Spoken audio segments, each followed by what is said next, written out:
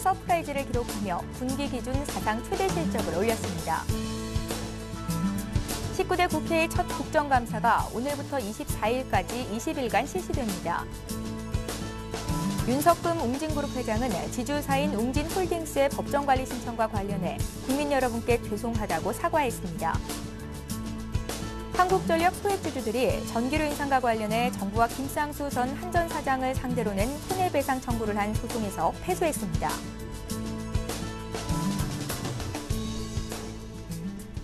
시청자 여러분 안녕하십니까? 생경제 현장의 최은정입니다. 오늘 코스피 지수가 기관 매수로 사흘 만에 소폭 반등에 성공했는데요. 오늘 관련된 소식을 김종성 기자 연결해 들어봅니다. 안녕하세요. 안녕하세요. 예, 먼저 오늘 마감 시황부터 전해주십시오. 네, 오늘 코스피 지수는 전날보다 2.49포인트, 0.12% 오른 1995.17의 장을 마감했습니다. 전날 마리오 드라기 유럽 중앙은행 총재의 국채 매입 발언으로 뉴욕 증시가 상승한 가운데 국내 증시도 장 초반부터 강세로 시작됐습니다.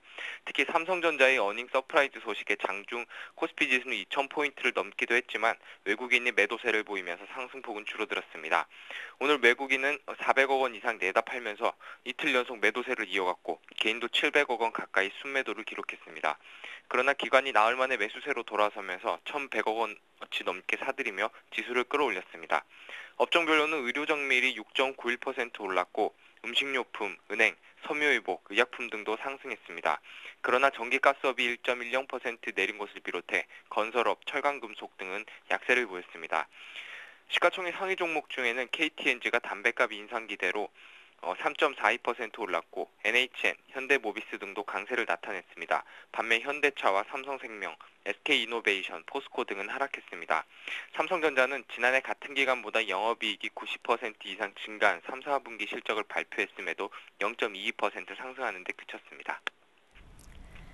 예, 금융당국이 지나친 테마주 과열에 따른 주가 이상 급등을 막기 위한 대책을 내놨다고 하는데요. 일부 테마주 같은 경우에는 단일가 매매도 적용이 된다는데 자세히 전해주시죠. 네. 특별한 이유 없이 주가가 크게 흔들리거나 거래량이 비정상적으로 갑자기 급증한 상장사는 이르면 이달부터 매매 거래가 하루간 정지되게 됩니다. 또 이후 사흘간 거래 방식이 기존 경쟁 매매에서 단일가 매매, 즉 투자자 주문을 일정 기간 모아서 일시에 체결하는 형태로 바뀌게 됩니다. 금융위원회는 이 같은 내용을 골자로 한 단기 이상 급등, 과열 종목 대응 방안을 오늘 발표했는데요. 금융위는 한국거래소 업무 규정 개정과 시스템 마련 등 과정을 거쳐 이달 내 시행할 계획이라고 밝혔습니다. 대응 방안에 따르면 40거래일 이동평균 기준으로 한 상장사의 하루 변동성이 50%를 넘거나 거래 회전율이 500% 이상이면 단기 과열 종목으로 지정되게 됩니다. 40거래일 이동평균 주가 상승률과 비교해서 주가가 30% 이상 오를 경우에도 단기 과열 종목 지정 대상에 꼽힙니다. 특히 이들 종목의 경우 하루간 거래가 정지가 된 뒤에 사흘간 거래 방식이 단일가 매매로 전환되게 됩니다. 김용범 금융위 자본시장국장은 단일 매매 방식으로 바뀔 경우 30분에 한 번 주문이 체결돼 하루에 단 13번 거래가 이뤄진다며 이를 통해 소문에 끌려 투자하는 투기성 추종 매매를 방지할 수 있어 일부 테마 종목들의 이상급등 현상이 완화될 수 있다고 설명했습니다. 이어서 우선 시행 뒤에도 이상급등하는 종목들이 근절되지 않을 때에는 단일 가격 매매 거래 기간을 5일이나 7일 로 늘리는 방안 등도 검토하는 등 감독을 한층 강화할 계획이라고 덧붙였습니다. 이와 함께 온라인상 감시 인력도 대폭 강화해서 혹시 모를 불공정 거래도 차단에 나섭니다. 한국거래소 내에 기존 사이버 감시반 전담 인력을 기존 6명에서 10명으로 확대하는 한편 인턴 등 보충 인원도 300명가량 새롭게 늘릴 계획입니다. 또 인터넷 포털 등과의 연계로 미확인 정보의 생성과 유포도 사전에 차단한다는 계획입니다. 여기에 증권선물위원회 위원장 조치권을 적극적으로 활용해서 수사기관 고발과 통보에도 한층 속도를 낼 예정입니다. 예, 이처럼 금융당국이 이상 급등을 보이는 종목에 대한 감독 강화에 나서는 것은 올 연말에 대선을 앞두고 일부 종목들에 나타날 수 있는 과열 현상을 미리 막아보겠다는 취지로 볼 수 있겠군요. 네, 그렇습니다. 이상 급등 종목 강화에 금융당국이 나선 것은 특정 후보와 연관이 있다는 이유만으로 일부 종목이 이상 급등하면서 최근 증시를 왜곡시키고 있다는 지적이 잇따르고 있기 때문으로 보입니다. 일부 작전 세력들이 이들 정치 테마 종목을 미끼로 불공정 회계에 나섰다가 잇따라 적발되고 있어 또 혹시 모를 투자자 피해가 우려되는 점도 이번 감독 강화 요인 가운데 하나로 꼽힙니다. 실제로 서울경제신문이 올해 하반기 거래대금 상위 종목을 분석한 결과 7월에서 9월 27일까지 유가 증권시장 30개사 가운데 5곳이 그리고 코스닥 시장 30개사 중에 8개 종목이 정치 테마 종목입니다. 또 올해 들어서만 특정 테마로 묶여서 이상 급등하는 종목을 이용해 불공정 거래에 나서서 500억 원 이상의 부당 이득을 취했던 26명이 수사기관에 고발되거나 통보된 바 있습니다. 예, 오늘 증시 관련 소식은 김종성 기자에게 들어봤습니다. 잘 들었습니다. 고맙습니다.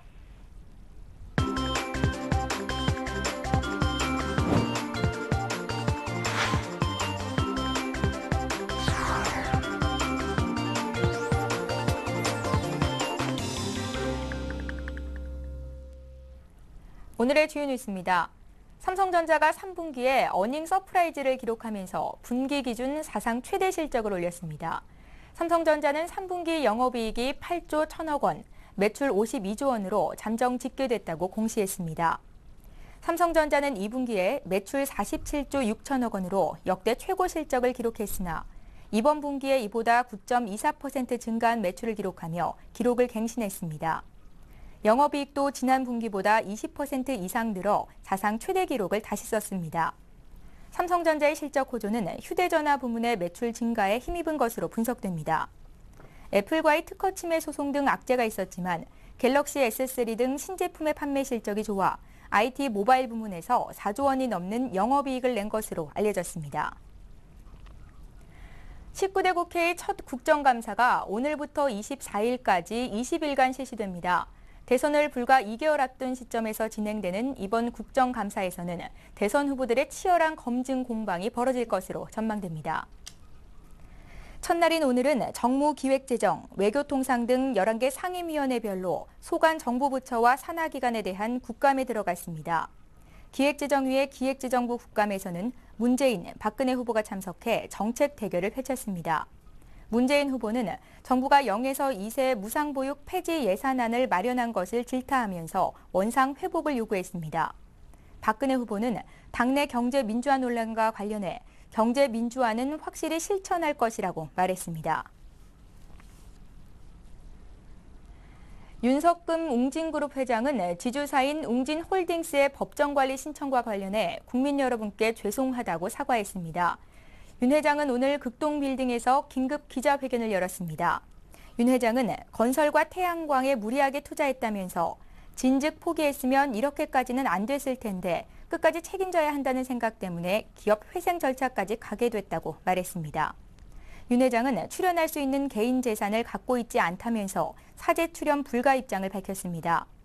오늘 서울중앙지법은 웅진홀딩스 법정관리 첫 비공개 신문을 열었으며 다음 주 중 법정관리 개시 여부를 결정할 예정입니다.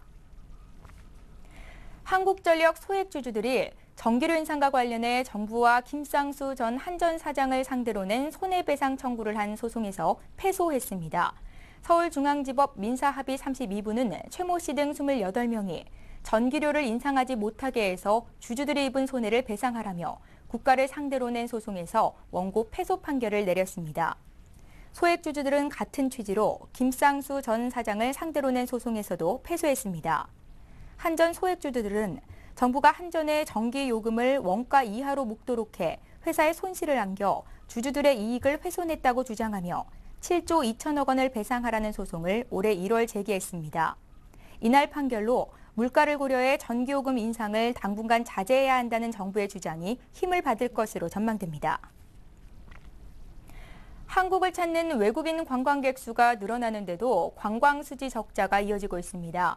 한국관광공사에 따르면 8월 관광 수지는 2억 3,500만 달러 적자를 기록하며 올해 누적 적자가 7억 3,600만 달러로 늘었습니다. 연간 관광 수지는 2000년 이후 매년 적자를 기록하고 있으며 올해도 흑자 전환은 사실상 힘들 것으로 전망됩니다. 이처럼 적자가 계속되는 것은 내국인의 외국 여행이 증가했기 때문입니다. 올해 8월까지 외국으로 나간 한국인 관광객은 923만 명으로 지난해보다 6.7% 늘었습니다. 다만 관광업계에서는 중국 국경절 특수가 있는 9월과 10월에는 관광수지 적자폭이 개선될 것으로 기대하고 있습니다. 외국인의 국내 상장 증권 보유액이 500조 원에 육박한 것으로 나타났습니다. 금융감독원에 따르면 9월 말 현재 외국인의 주식 채권 보유액은 494조 3천억 원으로 집계됐습니다. 이는 월말 기준으로 역대 최고치입니다. 주식 보유액은 406조 원으로 전체 시가총액의 31.8%에 달해 지난해 4월 이후 가장 많았습니다. 채권 보유액은 88조 3천억 원으로 전체 상장 채권의 7.0%를 외국인이 보유하고 있는 것으로 집계됐습니다. 외국인의 국내 상장증권 보유액이 크게 늘어난 것은 유럽중앙은행의 국채 매입과 미국의 3차 양적 완화 조치로 글로벌 유동성이 풍부해진 데다가 한국의 국가 신용 등급이 상향 조정되면서 투자 가치가 높아졌기 때문으로 풀이됩니다. 최근 웅진홀딩스와 계열사인 극동건설이 일방적으로 법정 관리를 신청하면서 도덕적 해이 논란과 함께 기업 구조조정 제도에 대한 개선이 필요하다는 지적이 일고 있는데요. 이와 관련해서 금융위원회도 이에 대한 보완책을 세우고 있다고 합니다. 오늘 관련된 내용을 김민영 기자 연결해 자세히 들어봅니다. 안녕하세요. 예, 안녕하세요. 현재 기업 구조조정 제도는 어떤 것들이 있는지부터 알아봐야겠습니다. 네, 현행 기업 구조조정 제도는 크게 워크아웃과 법정관리 두 가지로 나뉩니다. 워크아웃은 기업 구조조정 촉진법에 따라서 돈을 빌려준 채권단이 중심이 돼 부실기업의 회상 절차를 진행하는 것이고요. 법정관리는 통합도산법에 근거해서 법원이 부실기업의 회생과 파산 같은 전권을 맡아서 처리하는 방식입니다. 부실기업이 워크아웃에 들어가면 은행 같은 금융권에서 빌려준 돈을 갚아야 할 의무는 일시적으로 정지됩니다. 하지만 하청업체 등과 거래한 일반 상거래 채권 등은 정상적으로 거래가 됩니다. 이런 상태에서 채권단이 중심이 되어 신규 작업을 투입해서 정상화 작업을 주도하게 되는 것이죠. 하청업체들은 큰 피해가 없지만 금융권은 피해가 크고 신규 자금도 지원하는 만큼 기업 회생에 대한 권한을 부여받는 것입니다. 법정관리의 경우에는 금융권은 물론 하청업체들과의 상거래 채권도 모두 동결됩니다. 이후 법원이 기업의 존속가치와 청산가치를 비교해서 기업을 살리는 것이 더 낫다고 판단하면 법정관리를 개시하고 그렇지 않을 경우에는 파산시킵니다. 법정관리에 들어가게 되면 법원이 중심이 돼서 회생 절차를 밟게 되고요. 금융권은 통상 추가 자금은 지원하지 않습니다. 그렇군요. 그럼 이번에 문제가 된 웅진그룹 같은 경우에는 어떤 문제점들이 있었을까요? 이번 웅진그룹 사태에서 가장 큰 문제점으로 지적된 것은 법정관리의 법적 근거인 통합도산법 내에 있는 기존 관리인 유지제도입니다. 이 제도는 미국의 관련 법규를 모방해서 지난 2006년 도입했는데요. 법정관리를 신청한 기업의 기존 경영진이 법적으로 중대한 책임이 없는 경우에는 법정관리에 들어가더라도 경영권을 유지할 수 있도록 한 제도입니다. 기업 회생의 효율성을 높이기 위해서 회사 사정을 가장 잘 아는 기존 경영진이 경영권을 그대로 행사할 수 있도록 한 것이죠. 문제는 일부 기업인들이 이 제도를 경영권 유지를 위한 수단으로 악용하고 있다는 점입니다.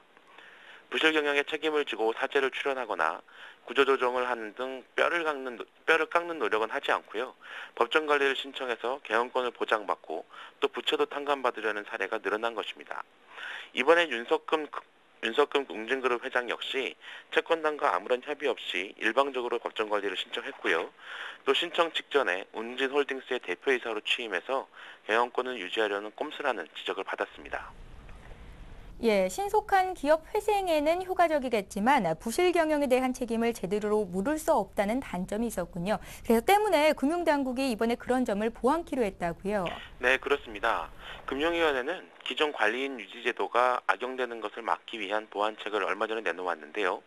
우선 채권단의 견제장치를 강화하기로 했습니다. 법원이 법정관리 기업에 대한 실사를 할 때 채권단에 참여하는 방안 등이 검토되고 있습니다. 또 기존 경영자를 교체할 수 있는 법적 근거도 강화하기로 했습니다.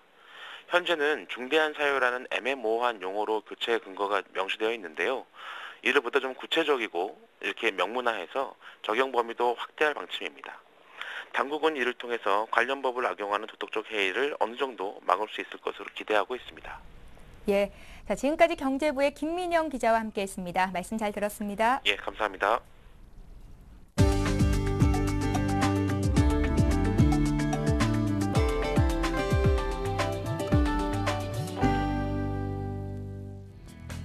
현대중공업과 대한항공이 모두 한국항공우주산업 매각본 입찰에 참여할 것으로 전망됩니다.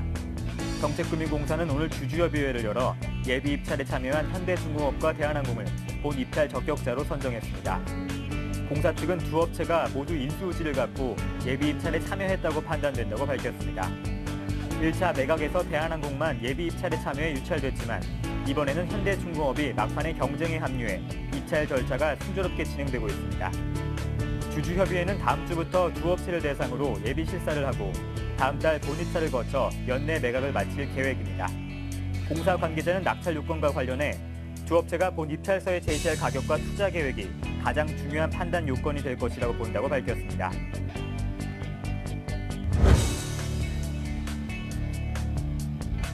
국내 자동차 가운데 차량 결함 등으로 소비자 민원이 가장 많은 차량은 GM 대우의 라세티인 것으로 나타났습니다.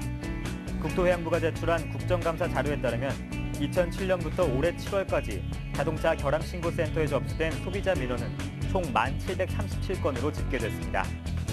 차종별 민원이 라세티가 620건으로 가장 많았고 현대차 소나타, 산타페가 그 뒤를 이었습니다.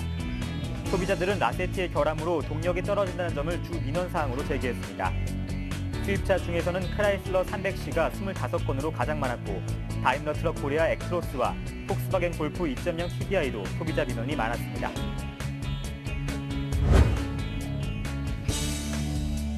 현대 기아차가 내수 자동차 판매 촉진을 위해 차값 할인 등의 판촉 행사를 마련했습니다. 이달에 현대차 소나타 하이브리드를 사면 250만 원을 할인받을 수 있으며 i40도 200만 원의 지원이 가능합니다. 기아차는 경차인 모닝과 레이에 대한 지원을 늘려 두 차종에 대해서는 2년간 자동차세 16만 원을 지원해줍니다.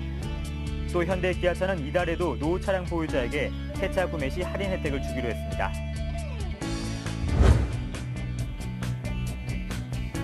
SK텔레콤은 VIP 회원을 초대해 T 콘서트를 연다고 밝혔습니다.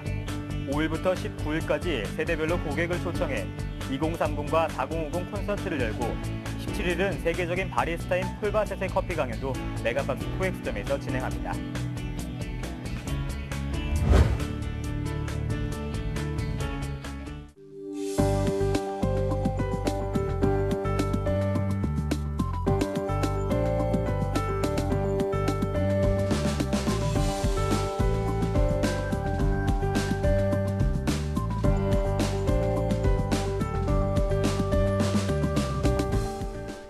오늘 생경제 현장은 여기까지입니다. 시청해주신 여러분 고맙습니다.